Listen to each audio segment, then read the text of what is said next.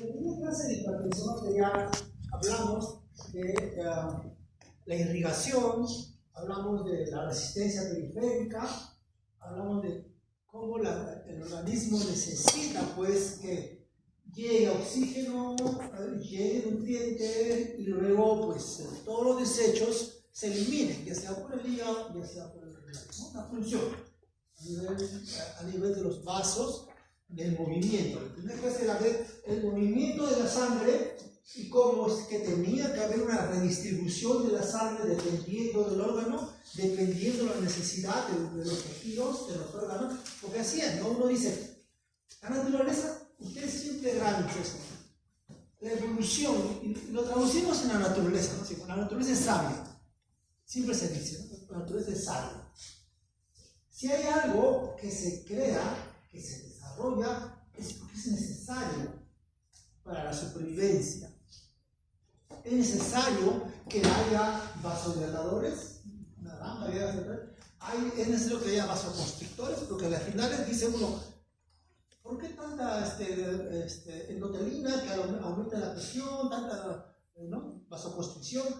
Es que se necesita eso, se necesita un equilibrio donde se pueda redistribuir la sangre de acuerdo a las necesidades, de acuerdo a lo que yo necesito sangre en mis piernas, pues tengo que mover la sangre hacia los músculos. Yo necesito sangre en mi sistema digestivo, por eso que cuando almorzamos, estamos sentados, nos da sueño, porque la sangre se va distribuyendo a la parte abdominal. ¿Por qué? Porque ahí se tiene que absorber los nutrientes. ¿Ok? Por eso es que hay sistemas que dilatan y sistemas que contraen. Entonces pasamos después a la parte de las enfermedades coronarias, ¿no? El corazón, la angina, por ejemplo. La angina es un dolor primordial provocado por el daño tisular. Hablar de angina es hablar de daño, que es pequeño, que es ligero, pero de todas maneras es daño. ¿Y por qué se produce el daño? Porque llega poca sangre, llega poco oxígeno. Ahí empezamos porque para este lado llega poco oxígeno y las necesidades del corazón son altas de oxígeno. Entonces, como no llega oxígeno y la necesidad es alta también de ATP, no se olvide que el corazón es un músculo que está funcionando y funcionando y funcionando, es músculo. Y el músculo se contrae. Y para contraerse tiene que generarse pues, gases, tiene que consumirse ATPs, y el ATP tiene que generarse, ¿no? Hacerse, fabricarse. Y para que se fabrique ATP se necesita oxígeno, ¿no? ¿Se acuerdan la cadena fosforilativa? Cómo desciende el electrón, dependiendo de los citocromos, cómo va bajando, y en cada paso genera un ATP porque está teniendo energía el electrón, genera un ATP, sigue bajando otro citocromo, genera otro ATP, no me acuerdo, bioquímica, otro ATP a las finales, ese electrón venenoso, pues, ¿no? Ese electrón que hace, no puede estar el electrón libre, y del electrón se une pues, al oxígeno, a media molécula de oxígeno, luego se habla de se une a un hidrógeno y como son media con otra media es una, y ese electrón se convierte en agua, ¿no? Y se incorpora a formar el H2O. Es el agua metabólica, el agua que eliminamos, es el agua que está transportando, está trasladando, miren, de dos gases que tenemos aquí, ¿no? El hidrógeno y el oxígeno. De esos gases sale una molécula de agua líquida, se convierte en líquido. ¿Ok? Entonces vemos cómo necesita pues una oxigenación. Porque cuando falla por problemas coronarios, problemas de aterosclerosis, problemas de estrés, cuando la persona se estresa, puede producir una contracción, un espasmo coronario, y sin que haya aterosclerosis, la persona puede ser angina, puede ser infarto, agudo de miocardio. ¿Ok? Vemos. Luego llegamos decimos, vemos cómo el corazón es un órgano importantísimo que funciona todos los días. Se dicen de que el ventrículo expulsa 80 mililitros de sangre al día. 80, miren, hagan sus cálculos. 80 mililitros por latido. Multipliquen 80 mililitros por 72 latidos por minuto. Multipliquen ese volumen por ¿cuánto? 60 minutos que tiene la hora. Multipliquen ese volumen por 24 horas. ¿Saben cuánto sale? Sale 8.000 litros. En el día, nuestro corazón mueve 8.000 litros. O sea, cerca de 9 toneladas de sangre desplaza. Imagínense la eficiencia de ese tejido. Se dice en un paper, leí que en el transcurso de la vida, dice que el corazón bombea sangre para llenar el Empire State. ¿Han visto ese edificio en Estados Unidos, el Empire State? Una película de King Kong que se trepa arriba, ese edificio que tiene una puntita, ese edificio dice, un corazón llena de sangre ese edificio durante una vida. ¿Vean? Entonces, tienen que haber mecanismos que mantengan ese corazón trabajando eficientemente. Tiene que haber una serie de mecanismos que van a hacer de que bombee hasta que lo vaya. Entonces, pero hay diferentes situaciones donde pueden provocar que haya una deficiencia en el aporte de oxígeno o haya una alteración en el miocito, de tal manera que esta bomba se vuelve ineficiente. Pero como sabemos que es vital para la vida, hay mecanismos que van a hacer de que mantenga su función, su trabajo, su gasto, mantenga su función. Necesitamos que llegue 8 litros al día a la hora, 8 litros por minuto. 8 litros por minuto de sangre lo necesitamos. Y bueno, si tenés que activar los mecanismos para llegar a los 8 litros. Pero eso a la final va a dañar. Y cuando empieza a dañar, se llega a un momento de no retorno. Cuando se llega al momento de no retorno es que se genera la insuficiencia. El corazón ya empieza a dañarse y dañarse. Ya no es capaz de completar sus 8 litros diarios. No, 8 litros por minuto. No es capaz de. Entonces, ahí es donde el corazón hace más. Entonces, después de lo que hemos visto, vamos a este gráfico. Este gráfico dice, acá estamos de volumen minuto. Para que esta cantidad sea expulsada del corazón, hay varias variables. Entonces, tiene que llegar sangre. Tiene que llegar una cantidad de sangre adecuada dentro de todo el corazón, y luego el ventrículo al hacer el sístole tiene que mandar la sangre por los vasos, por la aorta, y tiene que haber una presión, natural que hay una presión. Esa presión tiene que ser lo suficientemente adecuada para que los 80 mililitros vayan tranquilos. Y luego retorno. Entonces tenemos una precarga, una cantidad de sangre que ingresa al corazón. Tenemos una poscarga, una presión, una resistencia al paso de la sangre, pero un corazón eficiente, normal, es capaz de hacer que los 80 mililitros pasen por la aorta, ¿no? Y retornen. Muy bien. Ese es para el volumen de eyección. Pero el volumen minuto es el volumen de eyección multiplicado por la frecuencia cardíaca. Entonces, 72 latidos por minuto, ¿no? Multiplicado multiplicado, como le dije, por 80 mililitros, por ahí, ¿no sale cuánto sale? Se multiplica. Entonces, ese se convierte en el volumen minuto. Entonces, cualquier alteración en estos van a provocar, pues, que se altere el volumen minuto. Si se altera el volumen minuto, como les dije, se van a desencadenar una serie de respuestas para tratar de hacer de que se mantenga el volumen minuto.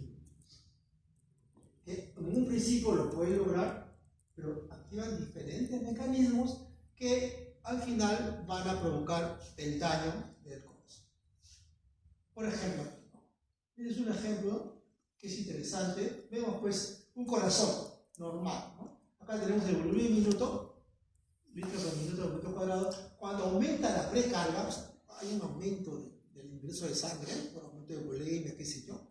Miren, el corazón mantiene su volumen minuto, ¿no? A un máximo lo mantiene.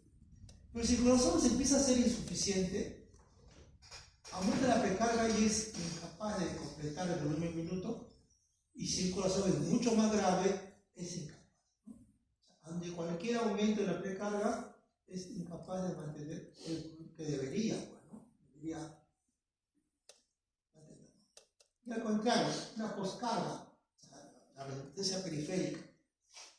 Un corazón normal, cuando le aumentamos la presión, aumenta la poscarga, la presión, mantiene, baja un poco, por supuesto, el volumen minuto, lo baja ligeramente. En cambio, un corazón leve, una carga leve, es incapaz de disminuir más su volumen minuto. Y un corazón ineficiente, miren ustedes, no puede mantener un volumen minuto adecuado. Veamos cómo el problema de la función cardíaca se va a influenciar tanto por la precarga como por la poscarga.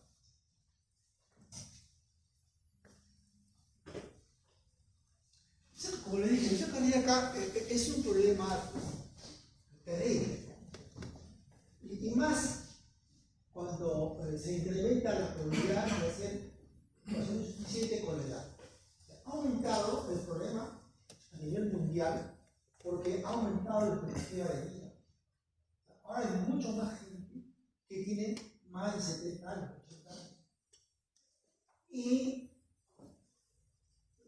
mucha gente no tiene un control sobre su vida y ha hecho desarrollos que conllevan pues, a un corazón, a llegar a un corazón difícil. Una corriente en Estados Unidos que está considerando, quiere considerar al envejecimiento como una enfermedad. Dicen, deberemos envejecer, pero no tenemos por qué llegar a envejecer y ser diabéticos y ser hipertensos o tener insuficiencia cardíaca. ¿Por qué tiene que haber insuficiencia cardíaca? Entonces, bueno, he estado siguiendo una corriente que dice que he encontrado que los pacientes diabéticos tratados con metformina tienen muchos problemas controlados. No controlados, todo por eso. Un paciente diabético controlado con metformina tiene menores problemas cardiovasculares, menores problemas de cardíaca, comparado con pacientes tratados con un y bueno, toda una campaña de los investigadores tratar de utilizar metformina para disminuir los problemas relacionados con la vejez. El estudio sigue teniendo resultados, pero bueno, ¿cómo será? ¿No? Pero como lo veo, hay una corriente en Estados Unidos que quiere considerar a la vejez como un problema. Entonces, aumentando índice de supervivencia, es que se ha convertido en un problema, ¿no? Miren acá, dice 64.7 millones de individuos en este año, en 2017, han tenido insuficiencia cardíaca. Dice, en Estados Unidos, en el 2012 y el 2018 ha habido un incremento de 5.7 millones de pacientes enfermos a 6 millones.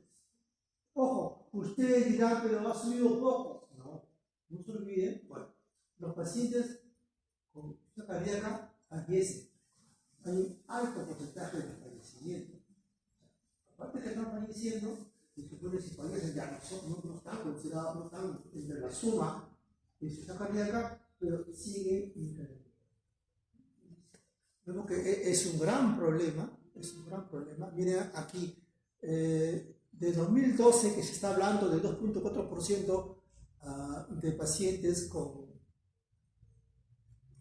insuficiencia cardíaca, una prevalencia que va a pasar al 3% en el 2030 y 3% multiplicado por 300 millones y más cardiovasculares estarán en 400 millones.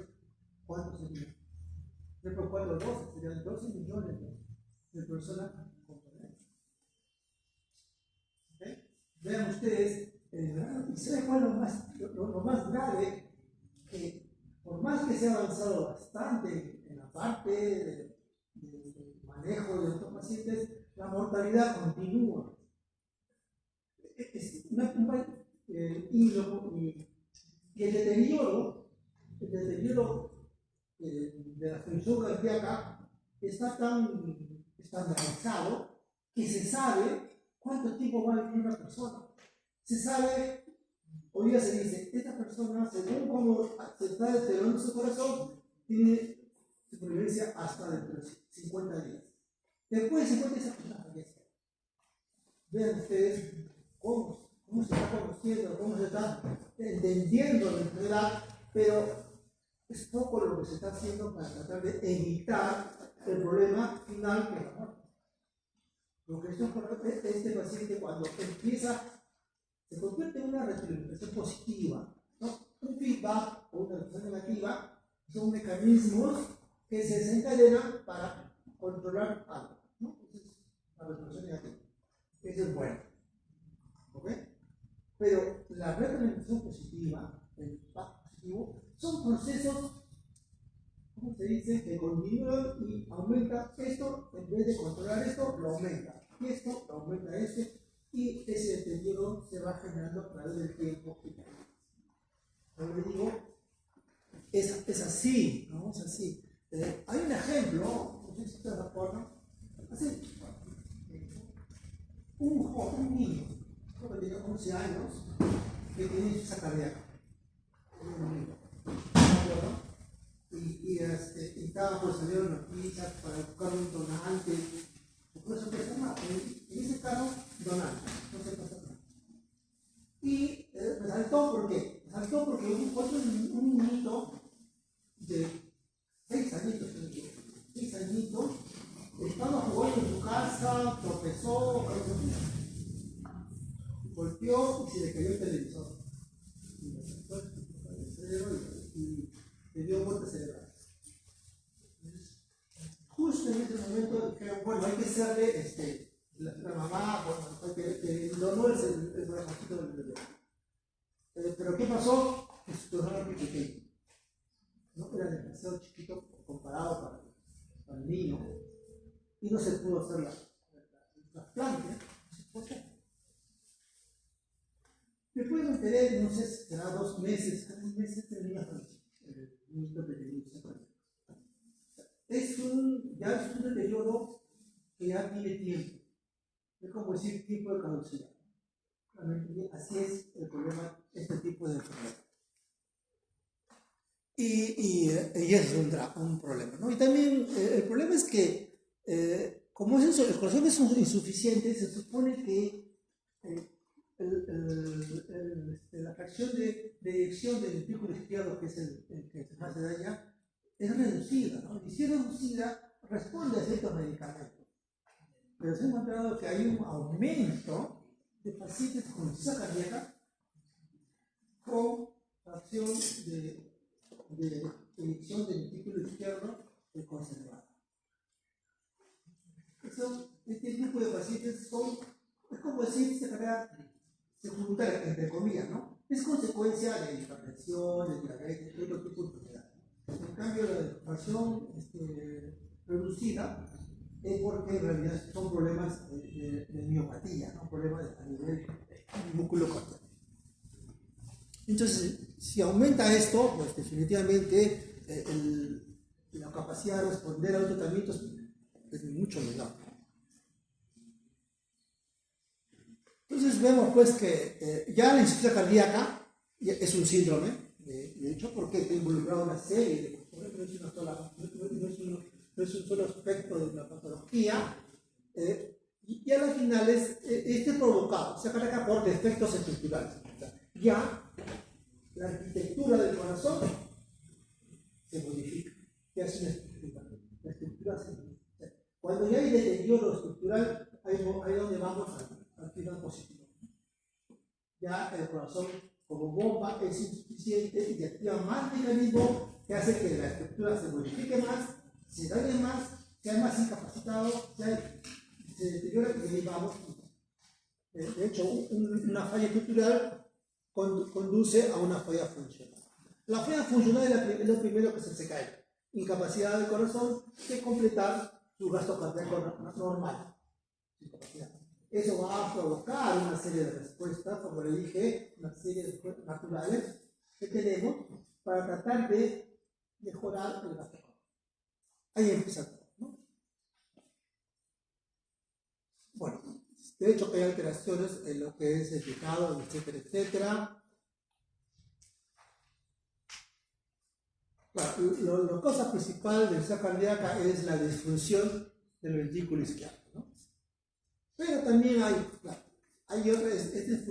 otras alteraciones, pues, ¿no? Que infecciones, pirosis, golpes, intoxicaciones, todos esos pueden provocar alteración del pericardio y igual van a conllevar a insuficiencia. Este es para indicar las mismas válvulas, ¿no? Las válvulas que son incapaces de cerrarse, abrirse, eso permite una falla en el llenado ventricular, una falla en la inyección de sangre a nivel ventricular. Igual, todos esos van a provocar una falla funcional, ¿no? Una falla funcional que a las finales conlleva a un defecto estructural.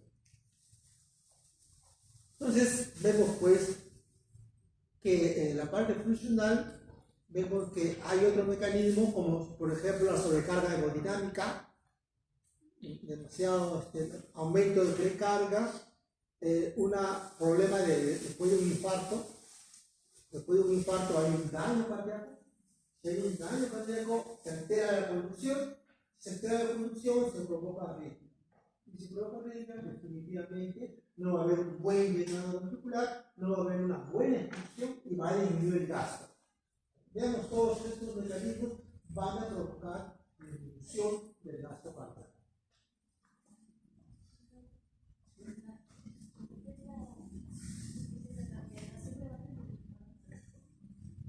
Dentro de los problemas, uno de los más es la parte espiritual. Ahorita vamos a ver si.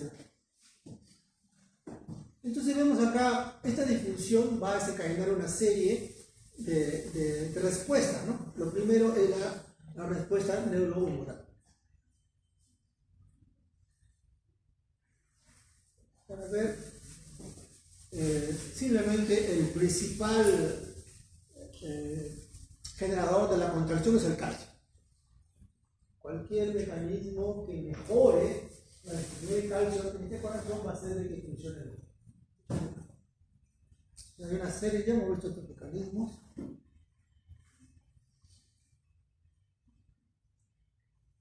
Bueno, definitivamente también hay factores genéticos, ¿no?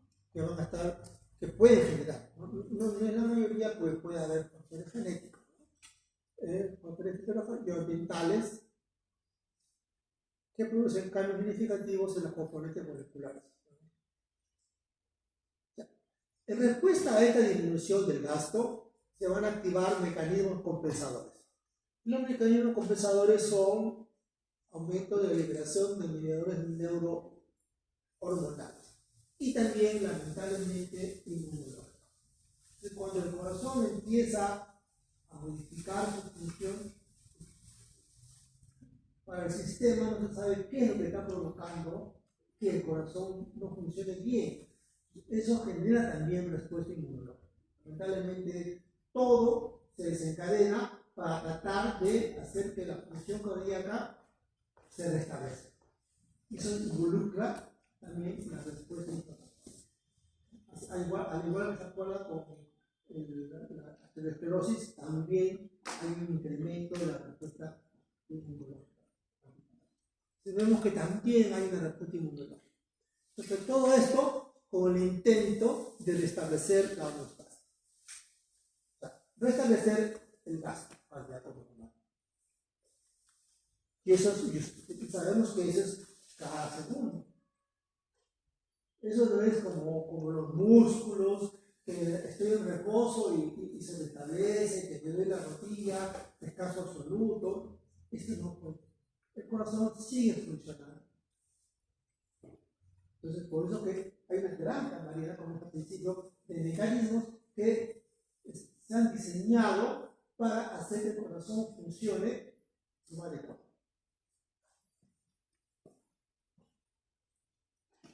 Entonces vemos pues que la activación crónica de estos mediadores lleva a un deterioro de edad inicial. La respuesta neurohumoral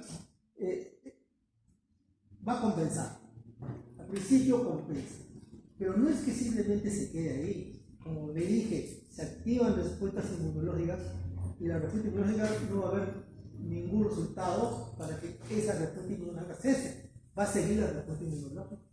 Va a modificar el corazón, ¿no? La estructura del corazón. Entonces, ahí cuando esto se lleva y la respuesta inmunológica, aparece lo que es el remodelamiento cardíaco. El remodelamiento cardíaco es la activación de una serie de genes que van a aumentar la proliferación celular, especialmente la estructura. La parte de colágeno, la parte que no es funcional, eso es lo que verdaderamente es como la respuesta inmunológica cuando hay una herida que genera la cicatriz. La respuesta inmunológica aquí lo que va a hacer es modificar la estructura del corazón y va a generar más colágeno. Y eso es más dañino, porque va a hacer que el corazón sea grande y va a hacer que haya menos células cardíacas, porque son lo que más van a proliferar, ¿no? Entonces, por supuesto, la respuesta cardíaca está asociada con una morbilidad y mortalidad significativa. Vemos la prevalencia a nivel mundial. Entre 1 y 3% de la población adulta, ¿no? La prevalencia está incrementándose. La prevalencia de la asfixia cardíaca con factor de eyección, con fracción de eyección reducida se mantiene, pero como le dije, se está incrementando la asfixia cardíaca con fracción de eyección reservada. ¿Cuál es el problema entre este y este? De que la medicación que se está desarrollando es útil para este tipo de insuficiente cardíaco. Estos responden menos a esta. Y eso es un gran problema, ¿no? Si la medicación responden menos, ¿cómo mejora? Y el deterioro es continuo. No se olviden que se cicla. Bueno, simplemente para que vean la incidencia, esto es lo que más me importaba decirle. Igual miren la mortalidad. Acá tengo un gráfico mayor de sobre mortalidad, sobre costos. Un paciente tratado consume 25.500 euros por año. Imaginen la cantidad que puede haber, ¿no? de pacientes. 5 o 6 millones de pacientes, multiplíquenlo por esto. Entonces vamos a ver que hay una activación neurohormonal. Entonces, el primero que se activa es el simpático. Lo que activarse para tratar de aumentar el ritmo cardíaco, aumentar la frecuencia, aumentar la fuerza de contracción, de tal manera que aumente el gasto. Eso también el sistema renina-angiotensina-aldosterona el sistema arginina-vasopresina, pero cuando ya hay un exceso, como no se restablece el gasto cardíaco, un exceso de función es dañino, es patológico. A las finales va a generar una serie de anormalidades. No se olviden que la liberación de testosterona, la actividad simpática también va a aumentar la vasoconstricción, así de simple. Mejorará la función cardíaca, pero también aumenta la resistencia periférica. El corazón está tratando de funcionar mejor, pero aumenta la resistencia, ya con ese aumento, pero es incapaz de poder empujar sangre cuando la presión está muy elevada. Es incapaz, ¿no? Va a tener que activarse el mecanismo para tratar de empujar la sangre, o sea, prevenir el gasto cardíaco. Pero si se aumenta la presión, no va a poder aumentar el gasto. Entonces, todo aumentado, pero el gasto se mantiene bajo. Eso va a generar, pues, un problema. Y es más, ¿no? Y esto va a generar retención de sal de fluidos. Hay incremento de la poscarga, incremento de la precarga, mucho estímulo simpático puede generar arritmias y por ende a las finales esto, ¿no? La remodelación del ventriculo, especialmente la angiotensina 2 y la aldosterona. Los dos son remodeladores. Los mecanismos que hacen que se remodelen. Y por supuesto, esta remodelación va a provocar un deterioro adicional, ¿no? Progresivo. Entonces, la aldosterona promueve la activación del simpático, la inhibición del parasimpático y provoca la fibrosis miocárdica y vascular. Aquí en un ejemplo. Disminuye el gasto cardíaco, ¿no? Disminuye la activación del sistema carotideo de los presorreceptores, aumenta la carga simpática, excelente, aumenta la fuerza, aumenta la frecuencia y aumenta la precarga. Entonces, está ok, ¿no? Se compensa. O sea, la idea es que se compense. Pero, igual por este lado, también el sistema renina angiotensina-aldosterona, angiotensina 2, se aumenta la poscarga y empieza la remodelación. En un principio puede ser bueno, pero cuando ya empieza esto, ya se convierte en algo dañino. En este gráfico, para ver cómo es que se produce la remodelación, diferentes medios, por ejemplo, la renina angiotensina, aldosterona, los péptidos natriuréticos, la endotelina, producen hipertrofia, cambios morfológicos, la inflamación, interleuquinas, factor tumoral alfa, el estrés oxidativo, la carga mecánica, o sea, aumento de la presión, ¿no? del miocardio, porque está empujando más sangre, hay más resistencia. También actúa sobre la matriz de la metaloproteinasa. Esta metaloproteinasa provoca, metaloproteinasa, esta enzima genera más tejido conectivo. El tejido incremento de la formación del tejido conectivo. ¿Ok? Pero eso sabemos que no es funcional. O sea, el corazón empieza a agrandarse, pero está lleno de tejido conectivo. No es que tenga más cantidad de células, y ese corazón se está haciendo cada vez más ineficiente. Igual también la activación simpática que moviliza mayor cantidad de calcio. Todos van a producir remodelación ventricular y cista cardíaca tanto diastólica como sistólica. Eso ocurre en un paciente pues ya que ya se instaló la cista cardíaca, ya no hay vuelta atrás. Esto significa no hay vuelta atrás. El paciente ya es insuficiente.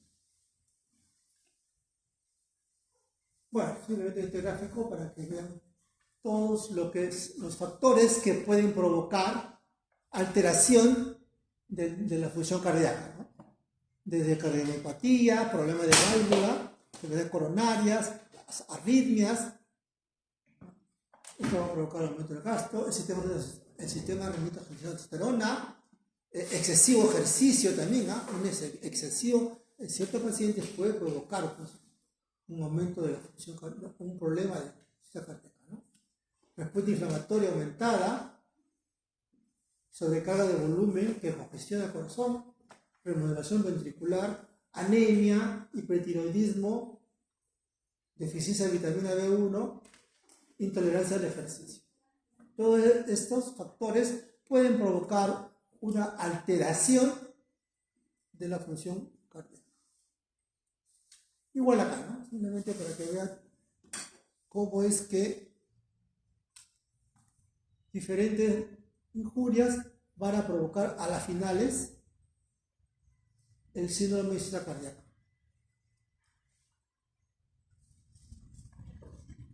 Todo esto va a provocar pues, problemas ventilatorios, eléctricos, vasculares, musculares, y a las finales se instala insuficiencia cardíaca. Igual acá, ¿no? Hay variaciones genéticas, hay variaciones no genéticas, hay factores que predisponen a la persona que se inicie el daño. Este daño inicial, acá en este caso puede ser diabetes, enfermedad valvular, infecciones, hipertensión, respuestas autoinmunes. Todo esto puede generar pues, un cambio en la estructura funcional. Aquí es donde viene el problema, ¿no? Se da la medicación para tratar de controlarlo, pero a las finales se produce arritmia, muerte y bueno, lo único que lo puede salvar a la persona es el trasplante. Es lo único que puede llevar un momento en que ya no puede hacerse nada. Para que vean los diferentes atrofias, ¿no? El corazón normal, miren acá cómo se agranda, se dilata. Acá miren acá en el izquierdo, en el derecho. Acá también hay un problema de deterioro. Y aquí el engrosamiento. Y miren la cavidad. La cavidad está reducida. En realidad el gasto cardíaco disminuye más. De 80 mililitros, esta cavidad es incapaz de expulsar, por más que la haga más rápido, la cantidad de sangre que va a llegar al sistémico es disminuye, ¿no? Este gráfico es interesante.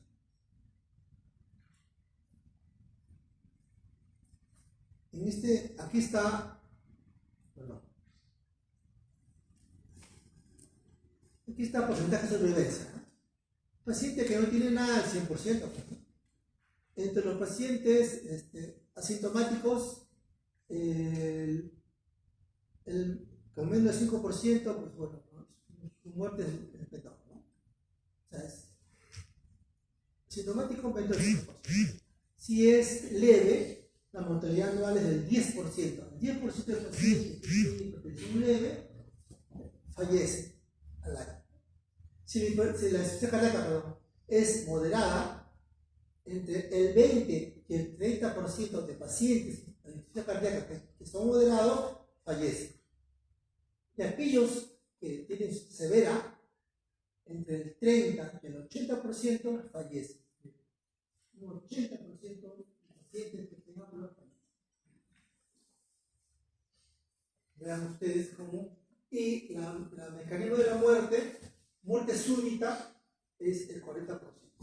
Repentinamente, el paciente está dormido y el otro 40% es empeoramiento de la presión cardíaca, deterioro. Y otro 20% no se conoce. Vean ustedes este gráfico.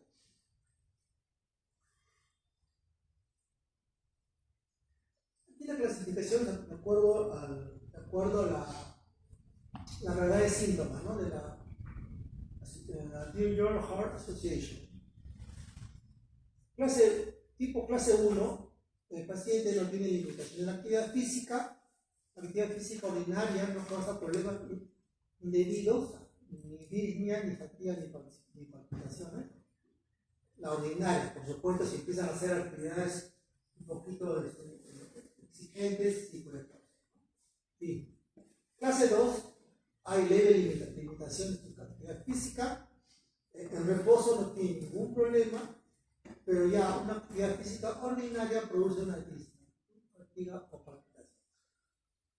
La 3, ya hay una marcada limitación de la actividad física. No hay malestar en reposo, pero apenas se quiere levantar o produce un tipo de actividad, tiene disnea, fatiga o palpitación. El de clase 4 ya pues tiene capacidad para llevar cualquier actividad física sin que tenga malestar. Puede hasta tener síntomas de reposo. Si se lleva a cabo cualquier actividad física, aumenta la sensación de malestar. Vean ustedes, esta es una clase. Aquí, ¿cómo es que ha evolucionado la terapéutica en estos pacientes, ¿no? En la década de los 80, los fármacos teníamos la digoxina, los diuréticos, los vasodilatadores, los inotrópicos positivos, por ejemplo la dobutamina, los antagonistas receptores mineralocorticoides como la epinolactona, y aparecieron los YECA, ¿no? Ese era el arsenal terapéutico para estos pacientes. En el 90 ya aparece otro YECA y aparece otro bisoprolol, ¿no? Otro tipo de beta bloqueante. Porque hasta aquí, como ustedes ven, no había beta bloqueantes. Se decían que si con consumo es suficiente, no se le puede dar un beta bloqueante. Se supone que disminuye la actividad cardíaca. Después se dio cuenta que no, que sí era importante y era necesario para disminuir la actividad simpática sobre el corazón. Entonces se encontró que el bisoprolol, dentro de los beta bloqueantes también, ojo que acá cualquier beta bloqueante, pero el bisoprolol. Luego, después, al inicio de la década 2000, empezaron nuevos YECAs, ya aparecieron los ARAs, otro beta bloqueante, otro tipo de fármaco que bloquea los receptores de angiotensina, otro tipo de antihipertensivo, ¿no? La hidralazina y la isotormina. Y luego, en los últimos apareció pues el nivel de canales de I2, ivermectina, o sea, el I2, ¿se acuerdan? Es el canal que activa pues el nodo sinusal. Como hay una respuesta muy acelerada que activa los mecanismos compensatorios que van a desencadenar la remodelación, si se controla un poco esos mecanismos, hacen que la actividad de remodelación se detenga, se disminuya, no se detenga, sino disminuya, que no sea muy acelerado el deterioro. No se olviden que esto siempre va a deteriorarse. Pero si yo freno el deterioro, si yo freno los mecanismos compensatorios de tal manera que evito que se active la remodelación, voy a hacer que el paciente viva más, ¿no? Y con menos deterioro. Esa es la idea de la ivermectina, ¿no? La idea es empezar del sinusal. Disminuye el sinusal y disminuye, por más que haya una descarga por arriba simpática, eso bloquea el sinusal y se impide después que el corazón se active y funcione rápidamente y active todos los mecanismos. Esa es la idea. Y luego, ¿qué más parece?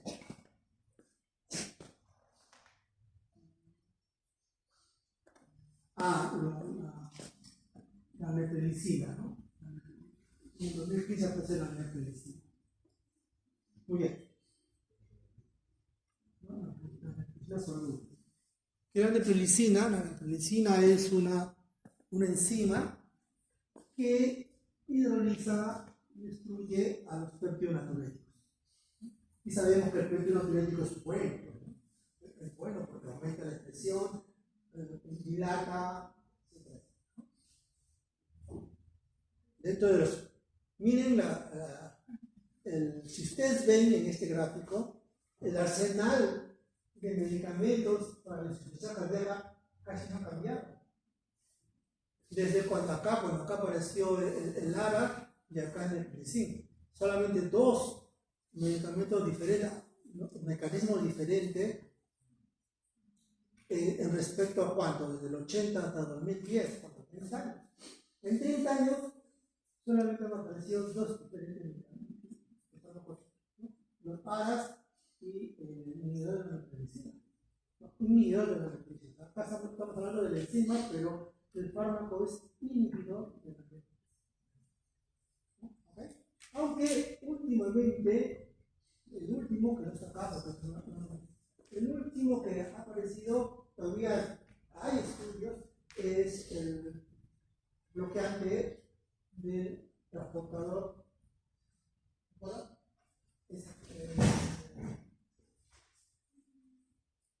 El transportador sodio glucosa.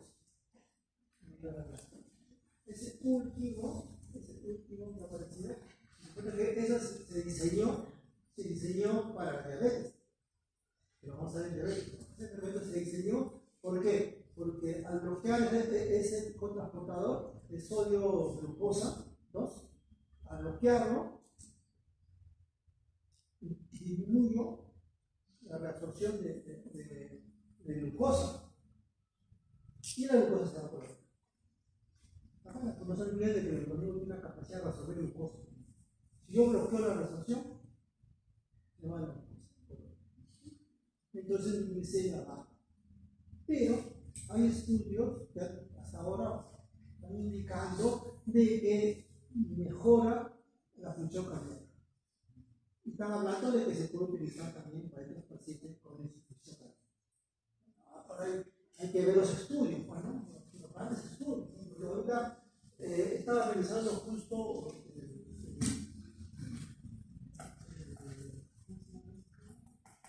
un inhibidor de la metricina con el valsartán y con fármacos tipo valsartán solo o caracol solo. Está el gráfico, el gráfico tiene una diferencia pequeña. Es bueno que este es el gráfico, ¿no? Este es la entre las dos curvas, ¿no? Acá son hospitalización para arriba, hay una diferencia así, pequeñísima, muy paralela, los dos casi así. Casi de todos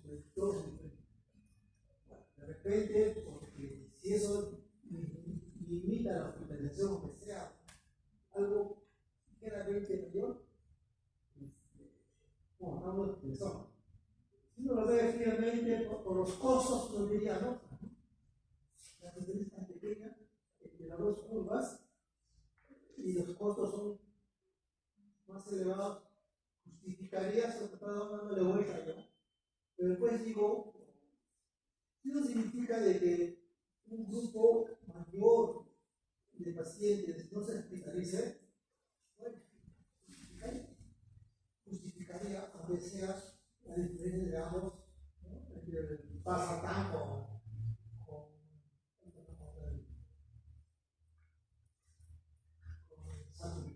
el sacubitril y valsartán, por ejemplo, esa asociación justificaría, ¿no? Si lo pongo desde el punto de vista de que hay menos, va a haber al menos una cantidad menos hospitalizada, pero hay que tener cuidado, ¿no? Cuidado cuando estos estudios que hacen comparativos, hasta qué punto sí es tan importante la respuesta de los pacientes de insuficiencia cardíaca a los inhibidores del transportador, ¿no? Sodio glucosa. Pero, bueno, al menos hay un luz al fondo del todo. Y acá, como decíamos, están usados los inhibidores de la ECA, los beta bloqueantes, los bloqueantes de la beta-angiotensina, los glucósidos cardíacos, vasodilatadores, beta agonistas, bipiridinas, inhibidores de la triglicéridos. Las bipiridinas y los beta agonistas, como dopamina, en realidad son útiles pero para la insuficiencia cardíaca aguda. Puede ocurrir. En esos casos, el corazón repentinamente se hace insuficiente. Hay un problema de remodelación, ¿no? Porque es tan inmediato que hay que restablecer la función cardíaca. Por ejemplo, el paciente que tiene un shock séptico, donde la función cardíaca disminuye de tal manera que hay problema de irrigación al riñón, que es el que más sufre la primera del riñón, y si el riñón por mucho tiempo se deja sin que llegue una buena cantidad de sangre, el riñón se daña, el riñón se vuelve insuficiente, y ese paciente saldrá de su patología, pero termina como insuficiente renal y crónica. Entonces, en esas situaciones que puede ocurrir, que ocurre, entonces ahí está indicado lo que es por corto plazo, corto tiempo. Como estos son activan rápidamente el mecanismo simpático, o sea, son drogas simpático-miméticas, rápidamente tratamos de mejorar en este momento el gasto cardíaco. Si se está atacando el antibiótico, la bacteria que está generando el shock séptico, se está atacando la bacteria, y por otro lado se está aumentando el gasto cardíaco. Para evitar pues, daños ¿no? sensibles al flujo sanguíneo.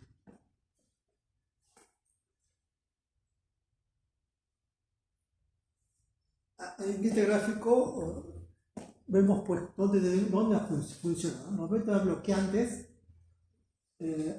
bloquear el simpático. Ya sabemos que el simpático desencadena toda una serie de eventos que puede conducir pues, a la remodelación. Luego también los inhibidores del sistema de angiosperona, vasodilatadores que van a bloquear la vasoconstricción, o sea, el gasto, el aumento de la presión periférica, que van a dilatar los vasos, las arterias, vasos, ¿no? Arterias, los vasos sanguíneos. ¿Está bien? No estoy confundiendo. Las venas, el sistema venoso, dilata el sistema venoso de tal manera que disminuye la precarga. ¿No? Disminuye la precarga, o sea, disminuye postcarga, entonces hago que trabaje menos. Entonces, si trabaja menos, sí se compensa, se genera el gasto minuto y se evita pues todo ese gran problema. ¿No? Eso para compensación temprana. ¿No?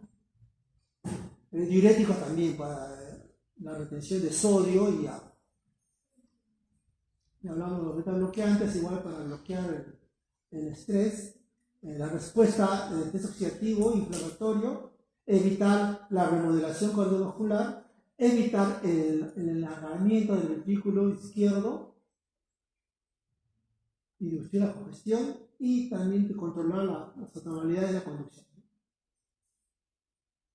Los inotropos, una carga descompensada en pacientes hospitalizados y también disminuir la mortalidad.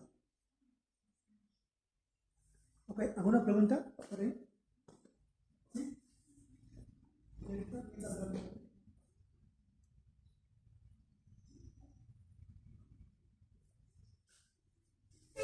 Ok, entonces bueno, acá es lo mismo.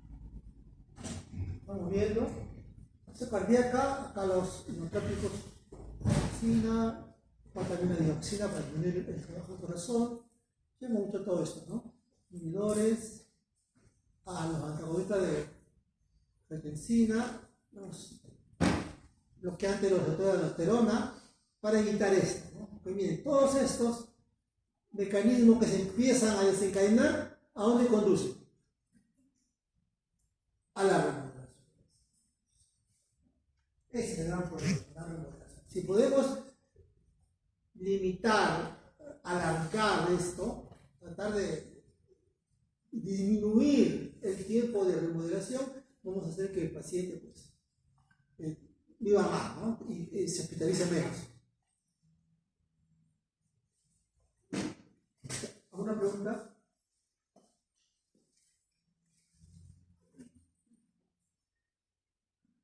los digitálicos. ¿Cuál es el mecanismo de acción de los digitálicos? ¿Cuál es el mecanismo de los digitálicos? ¿Se acuerdan? ¿Sí? ¿Perdón? Bloquea. Inhibe la bomba sodio-potasio ATPase dependiente. Inhibe la bomba. Si se inhibe la bomba, ¿qué ocurre con el sodio en la célula? Dentro de la célula. ¿Sí? Se acumula, claro. Si la bomba que se encarga de sacar sodio y ingresar potasio, se bloquea la bomba, entonces se retiene sodio. Y el sodio no puede estar aumentado en la célula. Entonces se activa otro mecanismo. ¿Qué otro mecanismo? Intercambiador sodio-calcio. Este intercambiador lo que hace es sacar sodio y meter calcio. ¿Ok? Y si entra calcio a la célula, mejora la contracción, mejora la actina-miocito, mejora la contracción. ¿Está claro? Por eso que se le llama glucósido cardiotónico. ¿Por qué cardiotónico? ¿Por qué cardiotónico? Porque va a disminuir el consumo de ATP. Porque la bomba consume ATP. Por cada sodio, ¿no? O 2, 3 sodios y 2 saca y 2 potasio que ingresa, consume ATP. Si bloqueo el consumo de ATP, ya no voy a necesitar más oxígeno. Entonces, ahora, ¿no? disminuye el metabolismo. Por eso se llama cardiotónico. Ese es un mecanismo. Simplemente, mayor cantidad de calcio mejora la contractibilidad del miocardio, sin aumento de consumo de oxígeno. En cambio, la otra que estamos hablando, nosotros, la mención de este grupo de inotópicos positivos, dopamina, la dopamina, la dobutamina, la misma adrenalina, ¿no? Aumentan el calcio porque aumentan el MMP cíclico. ¿Y el MMP cíclico qué cosa es? Es un producto del metabolismo de aquí, del ATP. O sea, consumen ATP. Miren lo mismo la diferencia del glucósido cardíaco. El glucósido cardíaco disminuye el consumo de ATP. Por ende, disminuye el requerimiento de oxígeno y disminuye la formación de radicales, ¿no? En cambio, la dopamina, la dopamina y la adrenalina mejoran la actividad del calcio, pero generando AMP. Entonces, si ese corazón que estamos hablando de es insuficiente, es porque no hay una buena contracción. La idea es más calcio y ese corazón se va a contraer más. Si se contrae más, mejor le va a estar. Ese es el mecanismo por el cual se alarga, el mecanismo de Frank-Starling. El mecanismo de Frank-Starling es cuando un músculo es incapaz de generar su trabajo, aumenta su tamaño. No, es como un atleta. Tú levantas 5 kilos, fácil. Pero levanta 10. No puede. Pero estás practicando, y hasta que llega un momento que empiezas a levantar. ¿Y por qué levantas? Porque tu músculo ha aumentado. Ha aumentado tu masa muscular, ¿no? De tal manera que sea más fácil levantar. Si quieres levantar 15, igual, no vas a poder, porque el músculo no tiene la suficiente capacidad de poder tirar. Hasta que empiezan poquito a poquito, desencadenan mecanismos para que aumente la masa muscular. ¿Por qué aumentan? Por el esfuerzo. Igual en el corazón. Si el ventrículo no puede expulsar la cantidad adecuada de sangre, se activa el mecanismo para agrandar el corazón, pensando de que un corazón, mayor cantidad de músculos va a provocar un mejor trabajo. Y no, pues, porque al contrario se hace más ineficiente. Y o de repente se engrosa, como hemos visto el gráfico, se hacen más gruesos, más cantidad de músculo, pero la cavidad ventricular se reduce. Y ahora vean ustedes cómo es un deterioro que sigue aumentando el deterioro, que aumenta el deterioro. Ese es el gran problema de esta enfermedad. Y los medicamentos, por ejemplo, aquí, ¿no? Este es un corazón función normal. Aquí, con bloqueantes arteriovenosos y inotrópicos, ¿no? Vemos con esta medicación puede hacer que el corazón mejore, ¿no? Aquí si solamente se da vasodilatadores no es suficiente, y aquí sí se da diurético, ¿no? En realidad los diuréticos son medicamentos que se le dan al paciente con insuficiencia cardíaca para la sintomatología. Como el corazón es ineficiente, no llega a buena cantidad de sangre al riñón, disminuye la filtración glomerular y se acumula agua. En esos pacientes hay que administrarle diuréticos. Por eso que los diuréticos no tienen casi ninguna influencia en el mejoramiento de la función cardíaca.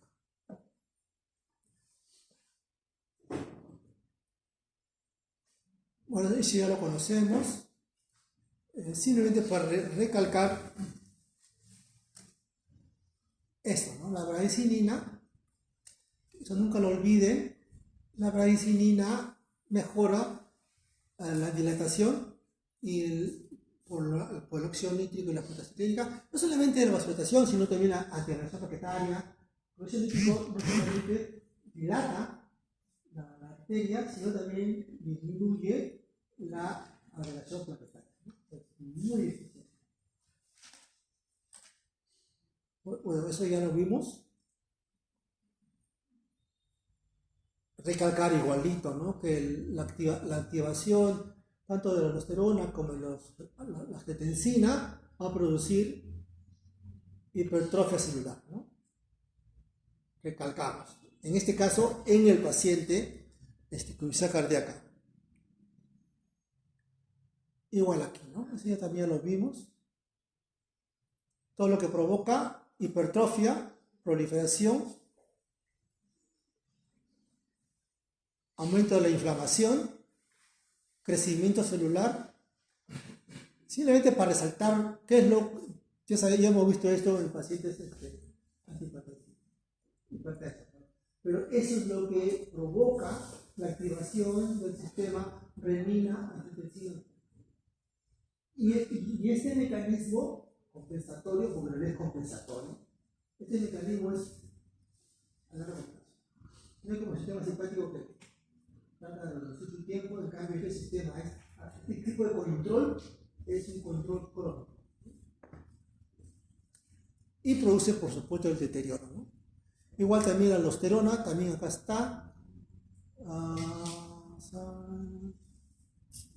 Fibrosis intersticial, ¿no? Provoca la fibrosis y bueno, es la cardíaca. Ya hablamos de la terapia inotrópica y hablamos sobre esto. Estos son la digoxina que ahorran ATPs.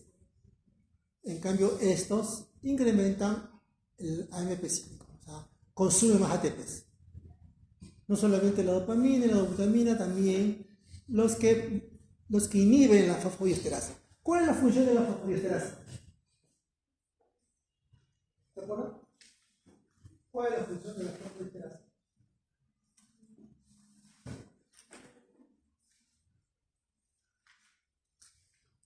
¿Verdad?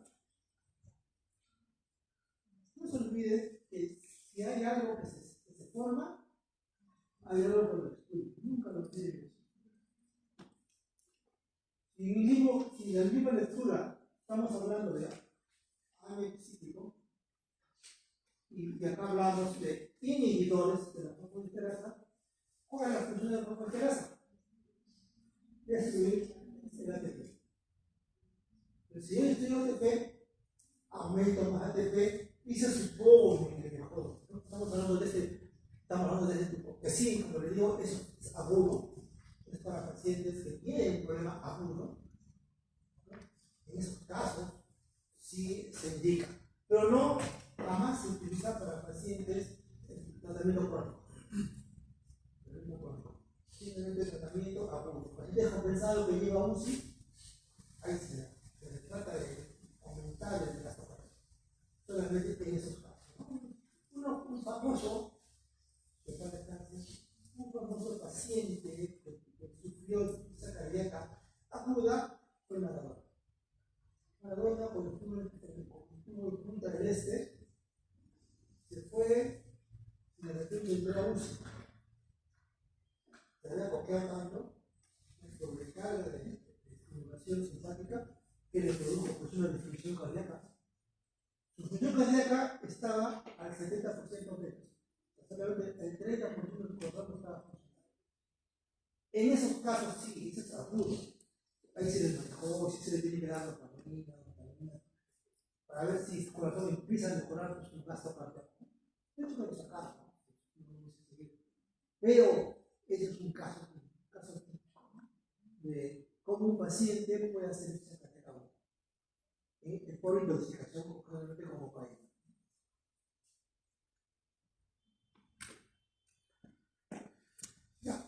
Al inhibir, ya vimos eso, ¿no? Aumenta el calcio, aumenta la fuerza de contracción. Lamentablemente, así como el calcio aumenta la contracción, también aumenta, el calcio aumenta la comunicación celular. Aumenta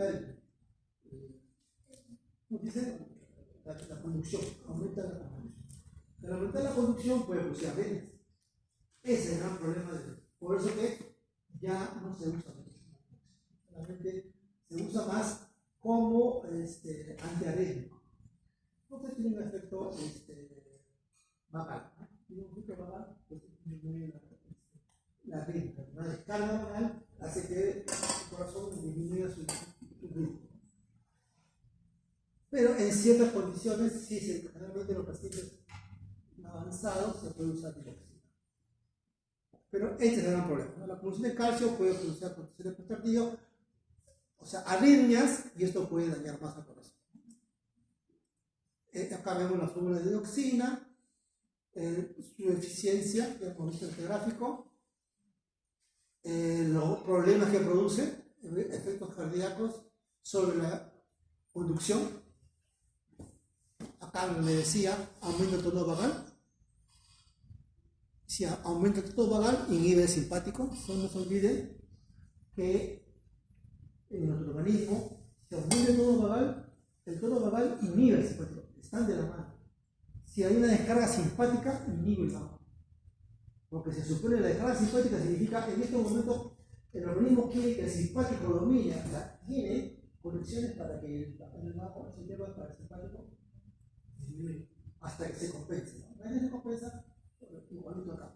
Si hay una descarga vagal, disminuye la actividad simpática.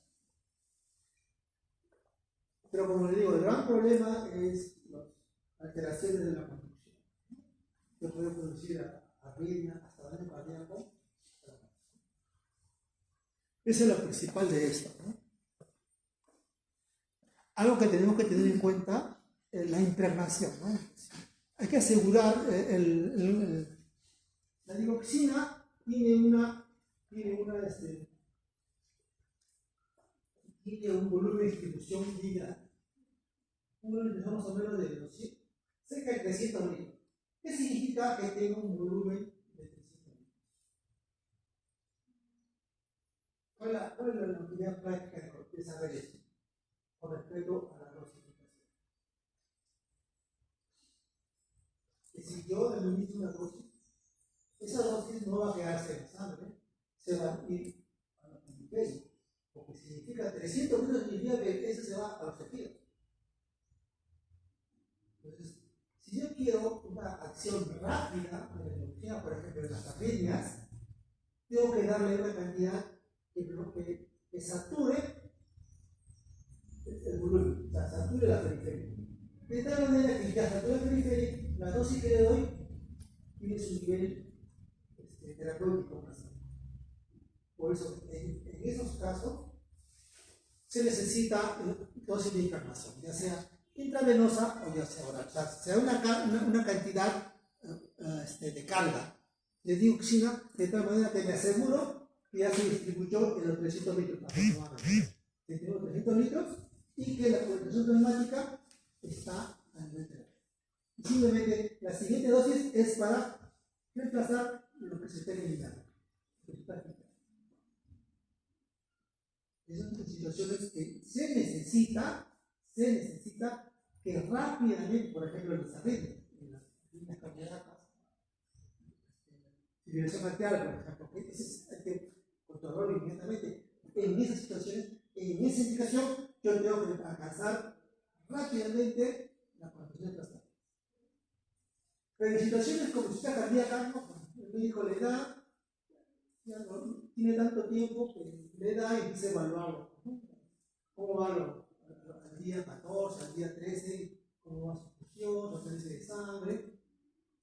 No es urgente que la dioxina se dé. En cambio, en pacientes con arritmia, sí se tiene que alcanzar rápidamente la concentración plasmática. Y para eso se le da como gráfico, se le da, hay diferentes métodos para darle una cantidad mayor, ¿no? O sea, de 0,75 a 1 gramo, ¿no?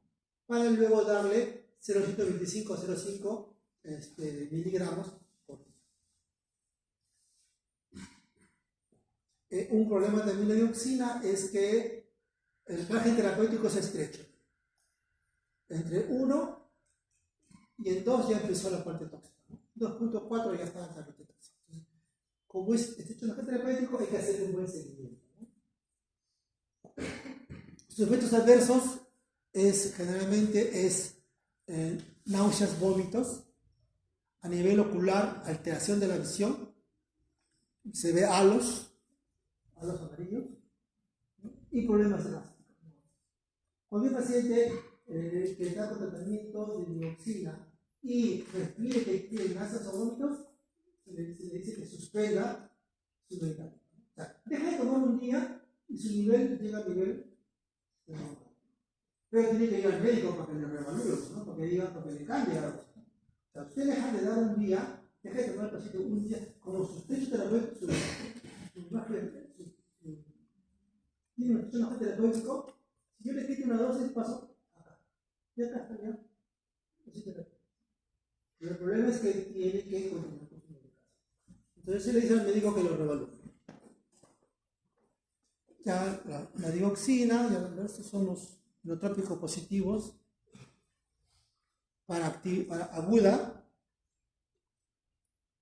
Ya sabemos cómo actúa, sus efectos hemodinámicos, pero la dopamina viene de acuerdo a la dosis. Menor de 2 va a actuar sobre receptores dopaminérgicos.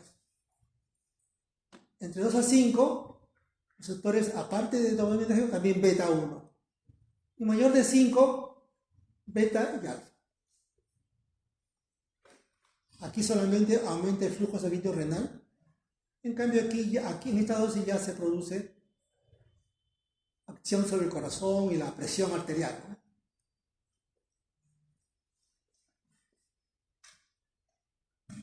Por ahí hablamos para que la dopamina estimula receptores dopaminérgicos, también beta y alfa, es para shock cardiogénico, sea cardíaca congestiva aguda, shock séptico, sea renal y disminución gasto cardíaco. Contraindicaciones, pues se da dopamina, feocromocitoma y taquicardia. Y por supuesto, reacciones adversas, todo lo que involucra incremento de la actividad simpática y también problemas de gangrena, ¿no? En ciertos pacientes, ¿no? Una excesiva vasoconstricción de la parte terminal, los dedos, de paciente sensible puede generar. Hay personas que son muy sensibles a la sustancia cognitiva. Muy sensibles se les da y se les produce una vasoconstricción tan marcada aquí que no deja que llegue la sangre. No llega la sangre, no hay irrigación y produce. ¿Han visto difícil porque no me acuerdo. Una chica que vino al club, fue al nada o al Atlético, que entró por un problema renal, en la primera le afectaron piernitas y sus vecinos. ¿Dónde vieron? La verdad que, como lo operaron, no tiene un problema, tiene un problema infeccioso. Parece que tiene una sepsis y le agregaron pues, estos fármacos para compensar. Pero como esta chica lamentablemente era sensible, por primera fue eso, era sensible y le produjo vasoconstricción. Así, vasoconstricción, ¿qué ocurre? En la mano, ¿qué ocurre? Se necrosa y produce gangrena. Y hay que cortarlo. No puede nada, porque si no eso no se trata. Si le cortaron igual también la parte de los pies igualito, como son terminales y lamentablemente es sensible, y se va a ese es un gran problema, ¿no? Los péptidos diuréticos tienen acciones natriuréticas, diuréticas y vasodilatadores. Tenemos también la medulina. Entonces, todos ellos son buenos fármacos. Entonces, pero esos fármacos son esas sustancias endógenas son bloqueadas, destruidas por la neprilicina, ¿no? La neprilicina es una endopeptidasa neutra de estos vasoactivos endógenos, como la peptidodiuréticos y la adrenolina. Entonces, si la parte compensatoria que es de estos peptidodiuréticos son bloqueados, entonces bloqueamos la neprilicina. Entonces, si se inhibe la neprilicina, va a aumentar el nivel de estas sustancias beneficiosas para el organismo y va a contrarrestar la sobreactivación hormonal. Entonces, si contrarresta esto, disminuye pues la progresión. Ese es el nivel. Entonces, apareció en el mercado un inhibidor de la neprilicina, ¿no? El sacubitril. Al principio dijeron sacubitril con yeca, ¿no? Hicieron su fórmula, su estudio, pero lamentablemente producía problemas muy graves de angiología, ¿no? Muy graves. No se hizo más. Y luego se hizo otro estudio donde se asoció el sacubitril, el inhibidor pues, de la endopeptidasa, como el vasapto, como un ARA. Y si este medicamento no presenta problema y está indicado como medicamento en la terapia de cardíaca. La fibronectina, como dijimos, que la fibronectina retiene sodio y promueve remodelación, también hay que inhibirlo. En estos pacientes se le indica para inhibirlo, ¿no? Y su problema es hiperpotasemia, ginecomastia, y está contraindicado en pacientes que están tratados con yeca o AINE porque puede producir hiperpotasemia. Aquí lo importante es que disminuye la remodelación cardíaca. Y luego, por último, los inhibidores selectivos del transportador de sodio y glucosa. ¿No se conoce bien su mecanismo?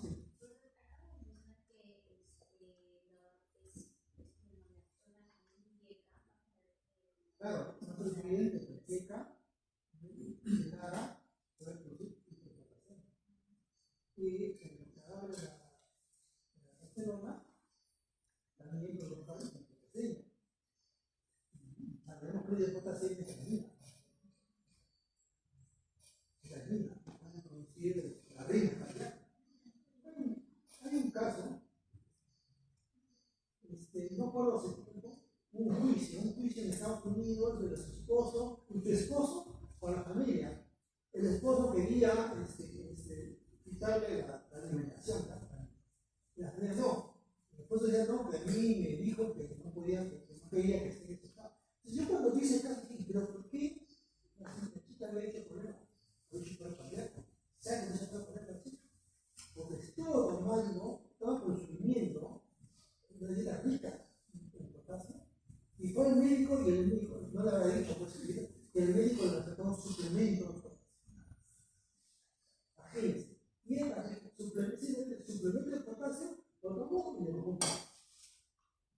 lo sacaron, o sea, llega la emergencia, lo sacan del paro, bueno, pero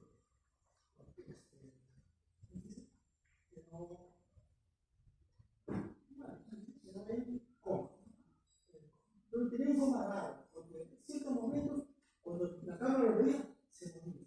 Pero dice que no, de grandes escalas, no es que en realidad se despertaba. La realidad es que el juicio por el esposo. Pero ahí me di cuenta de que igualito. Dos sustancias, no drogas, que van a aumentar el potasio. Por eso que no se debe. Entonces, eso dijimos, no se conoce bien el mecanismo por el cual, pero se ha encontrado que pacientes tratados con estos medicamentos mejoran la función. Hay menor deterioro de la función. Igualito, ¿no? ¿En qué? Dice, mejoramiento de calidad de vida de los pacientes con necesidad cardíaca con fracción de eyección reducida, ¿no? Pero no con la fracción preservada. Entonces, es un problema. Ojo, necesidad cardíaca significa deterioro de función anterior. Si el de reducida responde a esto, significa que el deterioro se detiene.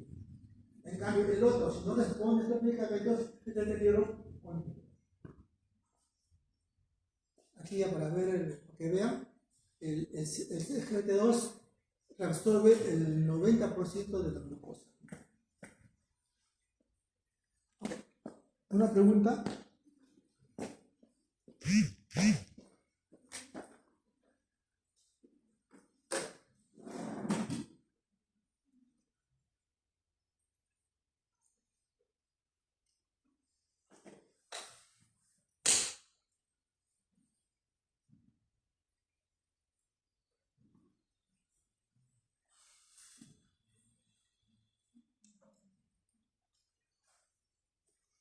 Bueno, ya terminamos con todo lo cardiovascular. Vamos a la parte endocrina.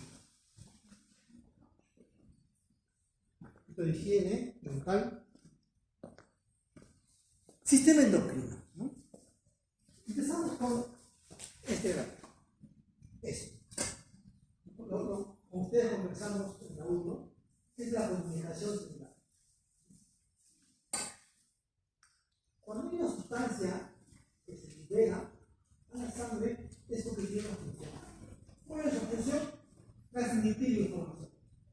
Esa es la función de toda molécula señalizadora. ¿Okay? Aquí en este gráfico vemos, pues, ¿no?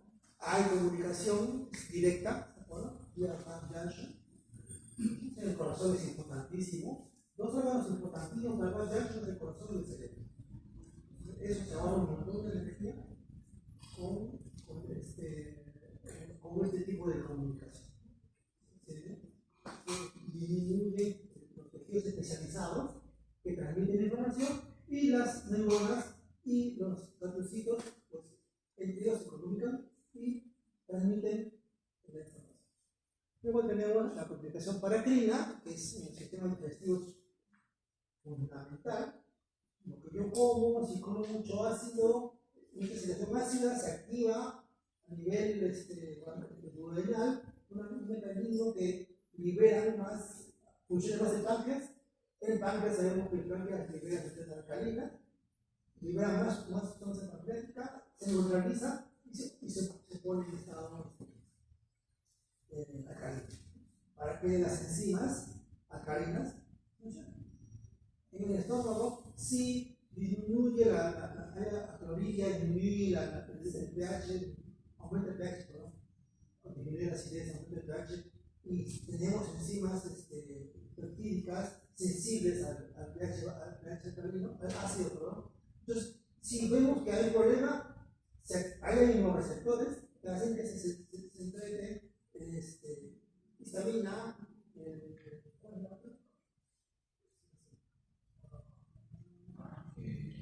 aumenta la secreción de ácido.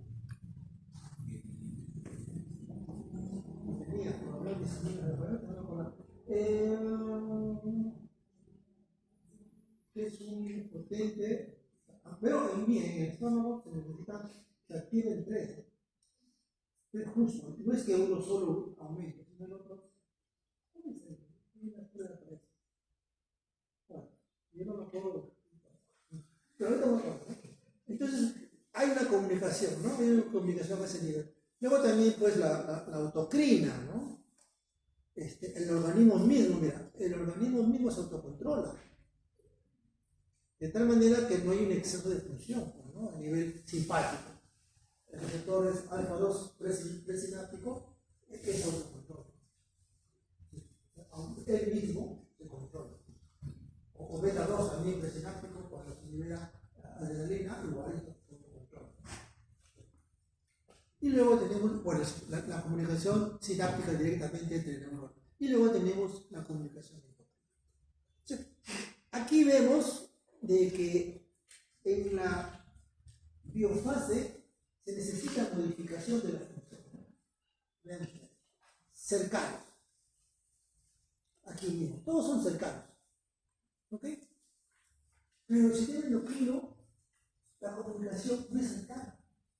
La información que tienen las hormonas va a activar una serie de células que están distribuidas en todo el organismo. El sistema hormonal es un sistema importantísimo. Es un sistema, como ya lo vimos,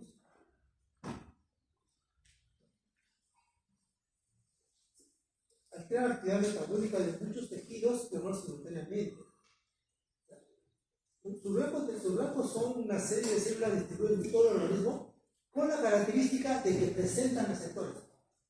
Células que no tienen receptores no van a responder. O sea, los receptores definitivamente son receptores sinusónicos. Porque estas hormonas, son atraviesan la membrana celular. Son diferentes. Nadie lo tiene.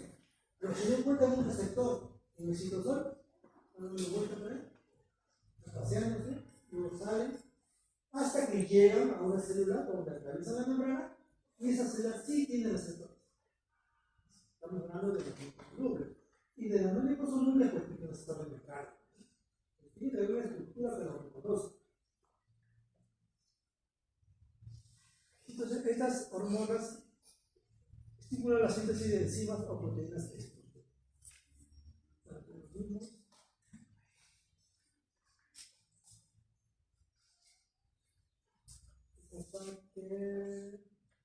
Una característica del endocrino que el contenido de estas células especializadas lo liberan a la sangre. Si no llega a la sangre, no es ¿qué contenido? Uno lo llaman glándulas sin conducto, porque son células que sintetizan, como si fuera una glándula, entre comillas, ¿no? Una glándula, ¿cuál es su característica? Sintetizar algo y luego verterlo. A nivel del páncreas, a nivel del modelo, las salivales, las sudoríparas, son glándulas, sintetizan, lo liberan. Pero hay un ducto que libera una parte ya sea adentro o fuera del cuerpo. En cambio, en el endocrino son glándulas que sintetizan y lo pierden.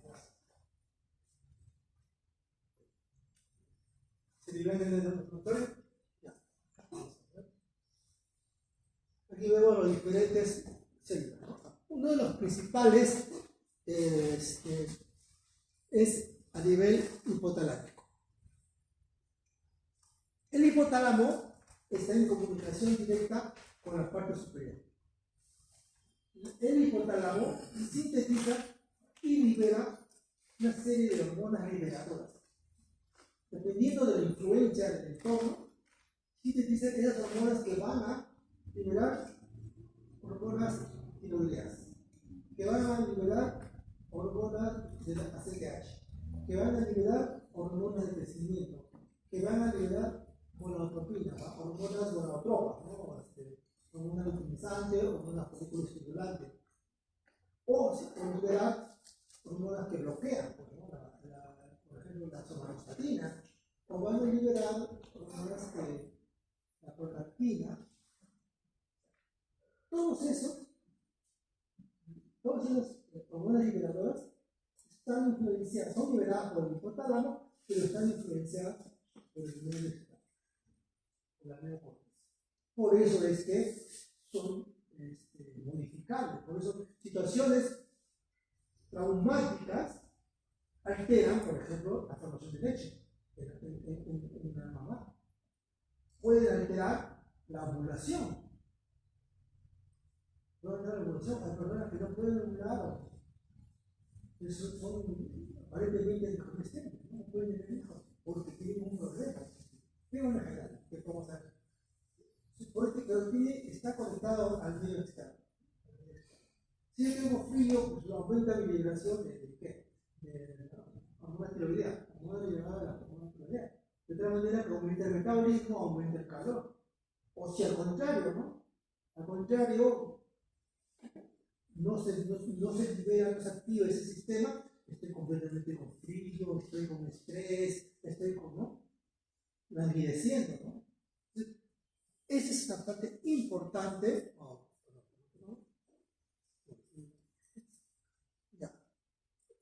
El hipotálamo, ¿no? Entonces ya tenemos,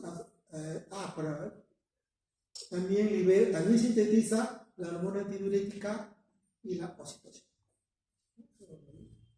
Lo sintetiza, pero lo libera, ahí no sintetiza. Luego tenemos la segunda, ¿cómo se le dice? Personaje, ¿no? En la pituitaria, o hipófisis. Esa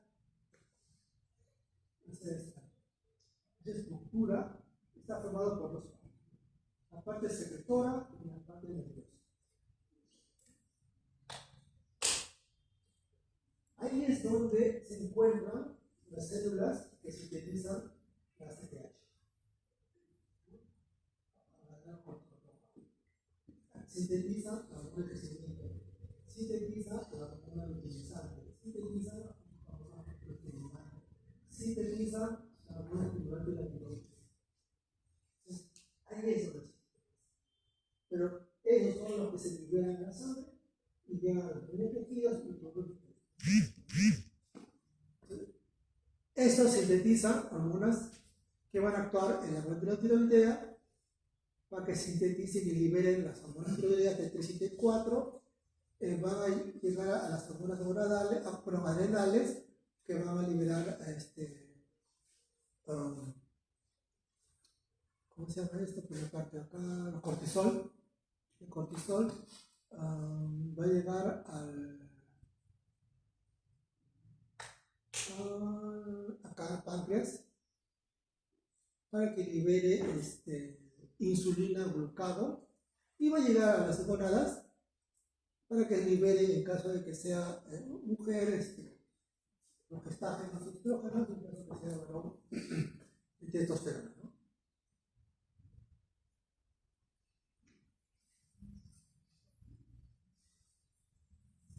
Entonces, el sistema endocrino se libera cuando es necesario, por ejemplo, el crecimiento.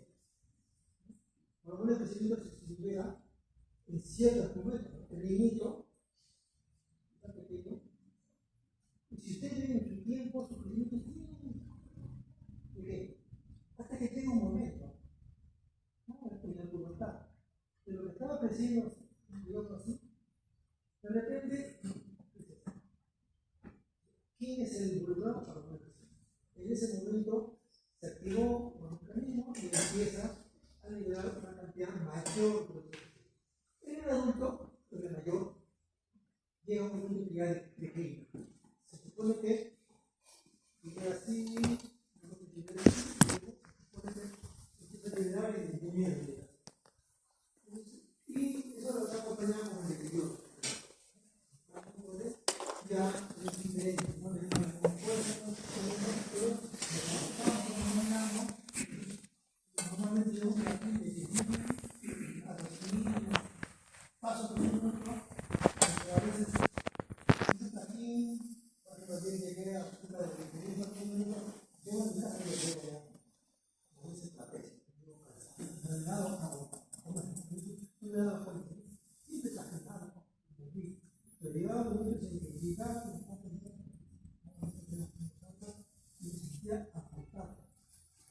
Así es. Entonces, aparentemente ya no hay. Durante un tiempo, todavía hay, en el último apareció una venta no racional de suplementos como no decía.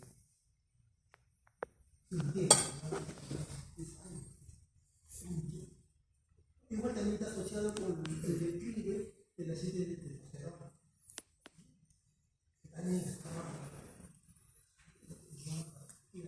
Igual también empezó a salir, pero no, todo eso es real.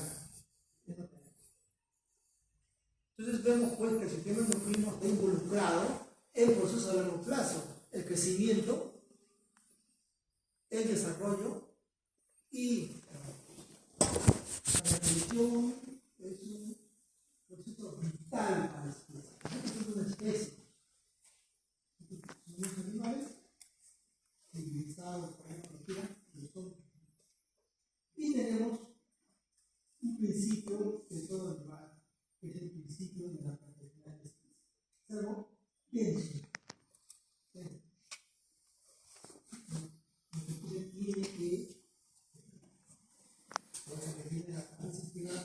Pero hoy, como decía, eso es la parte hipotalámica, pero está rodeado de estímulos.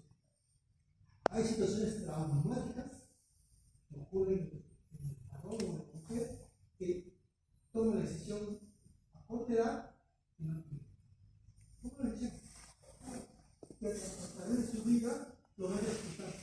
Como por ejemplo, cuando se dan cuenta,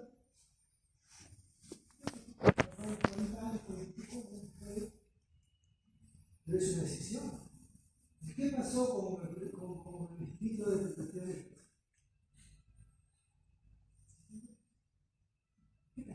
eso no se recordaba, ¿no? ¿Por qué se fueron los grandes ¿Por qué los grandes desaparecieron? ¿Qué pasó? Yo soy una no sé qué pasó. ¿Cómo es posible? Y se ha encontrado de que sí, estaban muertos, tenían hijos, tenían instrumentos, es más, hacían más, tenían más. La pregunta es, ¿por qué desapareció? ¿Por qué no convivió como el Homo sapiens? ¿Por qué no convivió? ¿Qué le pasó? No creo que alguien diga conocerlo. ¿Qué hemos estado mezclados? Sí. Porque tenemos un 5% de genes y todos nosotros de manera. ¿Qué ha pasado? Entonces, vemos pues que la reproducción es algo mental. Y se ve alterado, como le dije, porque el hipotálamo está influenciado por todo lo que. Si yo tomo decisión, no, lo decidiste y sigue pelado. Pero ojo, que uno puede revertir eso. ¿No? Hay un libro, yo estoy bien también. Yo estudié cosas. De leer. Un libro que yo me ayuda. Y también historia de errores.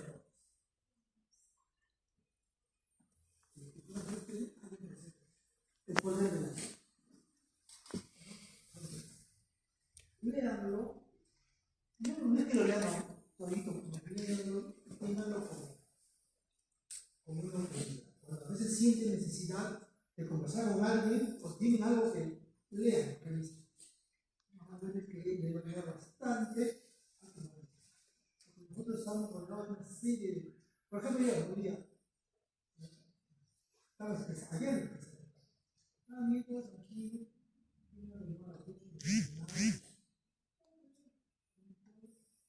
y se empieza a ir la luz. Y el hijo que trabaja, iba a venir a seguir trabajando.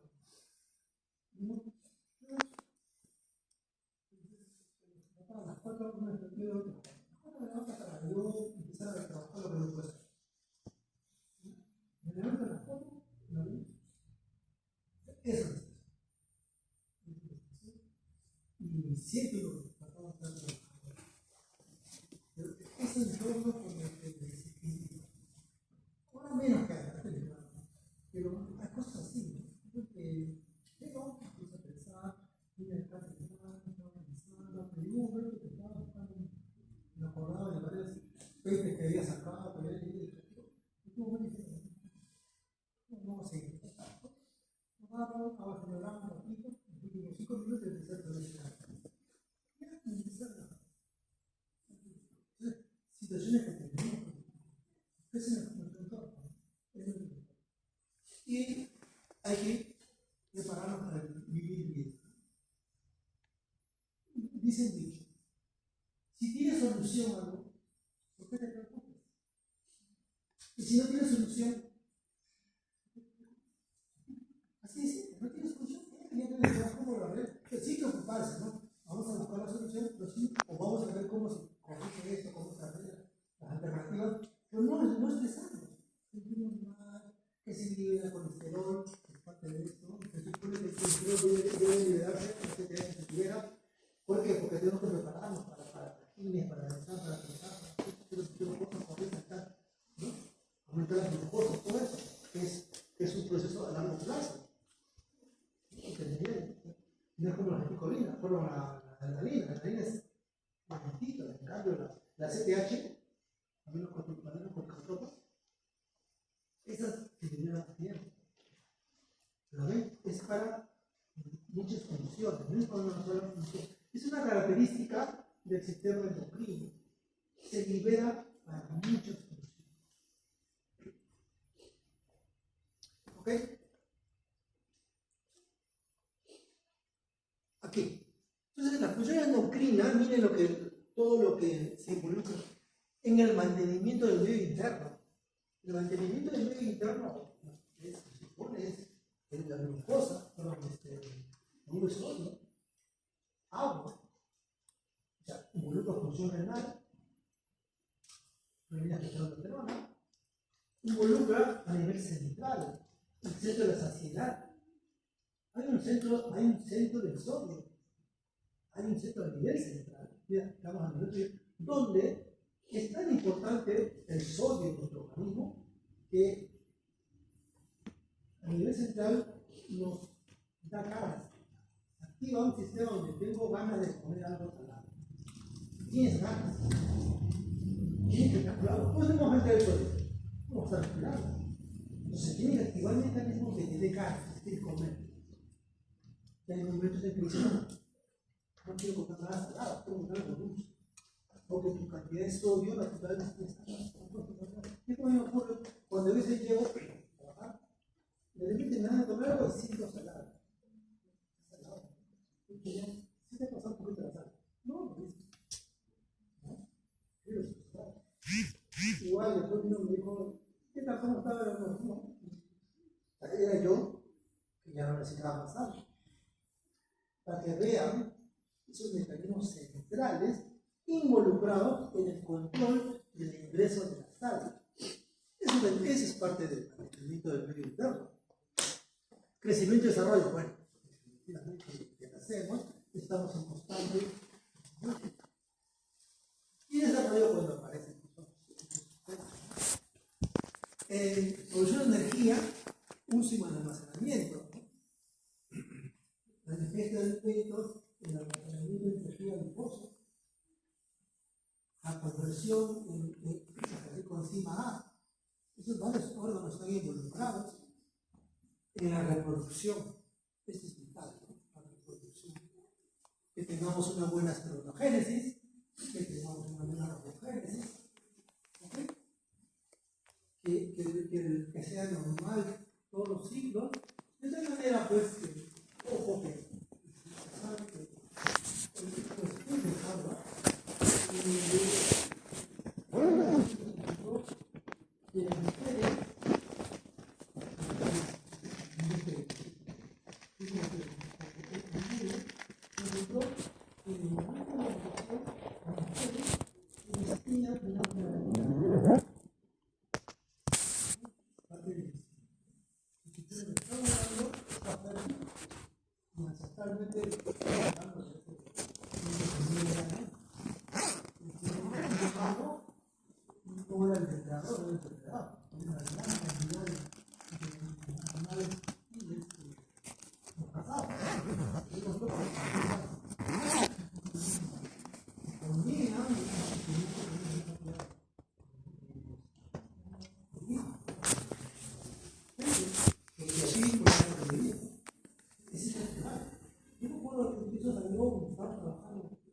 Está en el hotel, no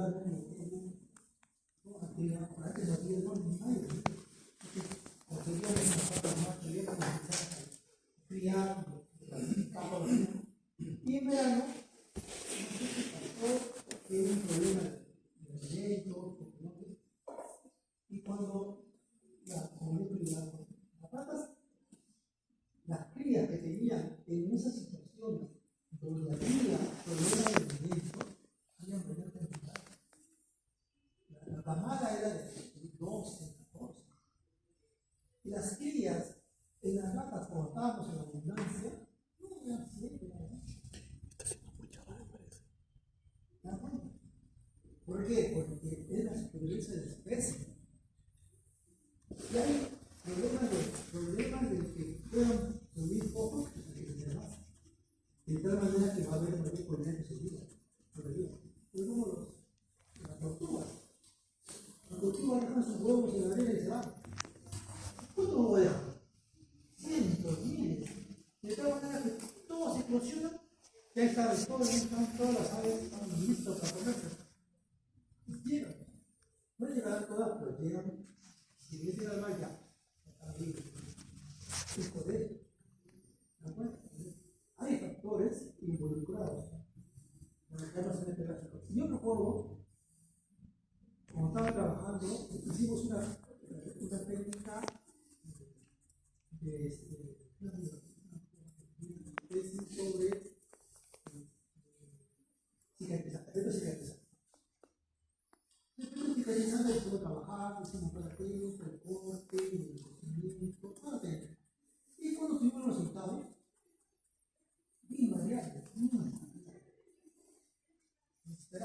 variables, variable, no puede hacer esto, la edición estándar, pero bueno, ya lo veíamos.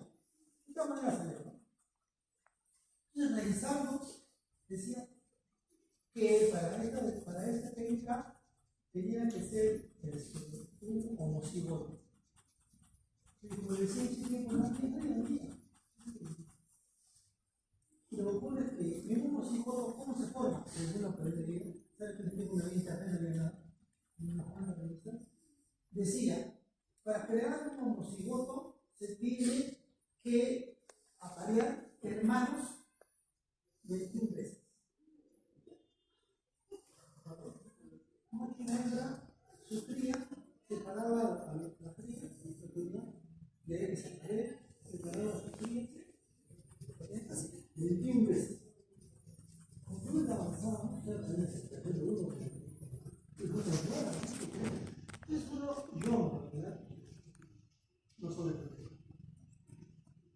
Cuando llegué a la camada 12, ya eran dos. De hecho, solamente me dieron dos días. Un macho y hembra. Nos separamos. Estoy viendo que no se ve, no copulan. No tengo fe, ahí se acabó. Las dos, con pico, toda chanchita. Entonces, esa parte, ¿no? Porque estuve esperando, nunca llegaron a la. Entonces, ahí, la parte mía, que por sobreproteger, por el temor de que se puedan morir, los sobreprotegí, le di más comida, los cuidé, pero y su capacidad de recuperación. Yo no sabía eso, después de ahí, porque si lo dejaba de hambre ahí, tenía un montón de tiempo. ¿Y cómo se deteriora eso cuando la manipulación que uno hace es todo lo contrario? Bien, ¿alguna pregunta?